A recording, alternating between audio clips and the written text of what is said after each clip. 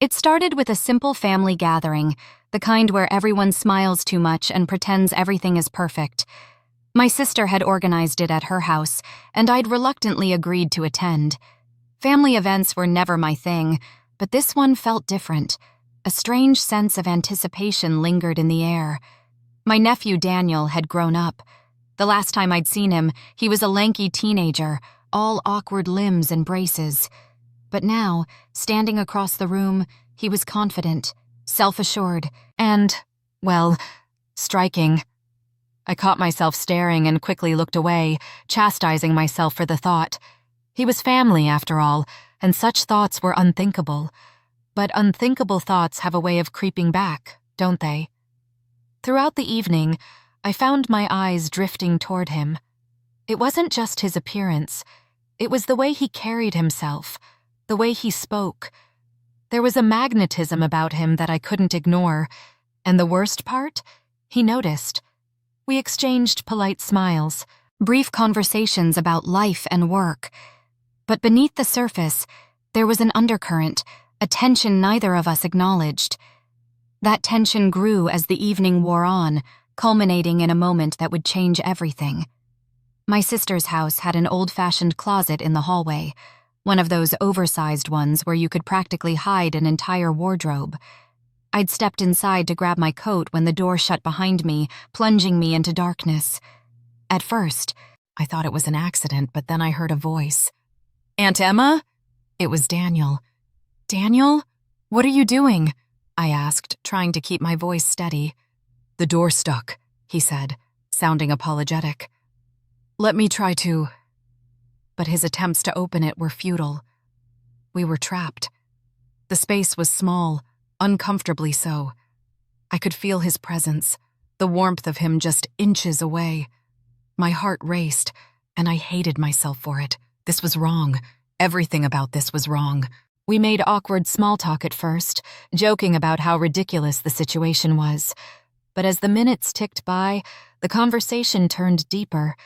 He talked about his struggles, school, relationships, the pressure to live up to expectations. I listened, offering advice where I could, but mostly just letting him vent. And then he said something that sent a chill through me. "You're the only one who really gets me, Aunt Emma. I feel like I can be myself around you." I didn't know how to respond.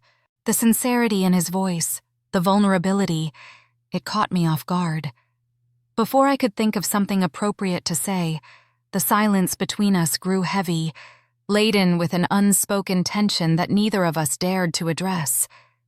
In the darkness, every sound felt amplified, the rustle of fabric, the soft intake of breath.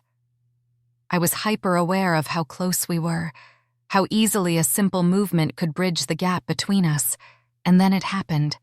A brush of his hand against mine, so light it could have been accidental, but it wasn't. The touch lingered, and my breath hitched. "Daniel, we can't..." I started, but my voice faltered. "I know," he said, his voice barely above a whisper. "I'm sorry." But he didn't pull away, and neither did I.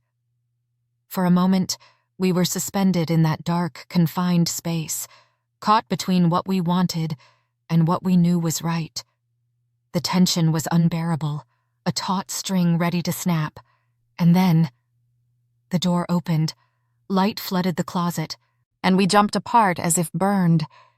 My sister stood there looking amused.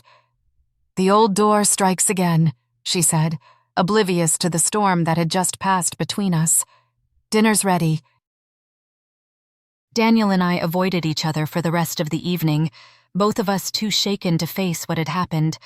But the memory of that moment stayed with me, haunting me in ways I couldn't escape. It was a reminder of how easily boundaries could blur, how temptation could creep in where it was least expected. I've told myself 1,000 times that nothing truly happened, that it was just a fleeting moment of weakness. But even now, I can't shake the feeling that the closet wasn't just a physical space we were trapped in. It was a symbol of something deeper, a place where secrets are kept and desires are hidden. And sometimes the scariest part isn't getting trapped, it's finding a way out.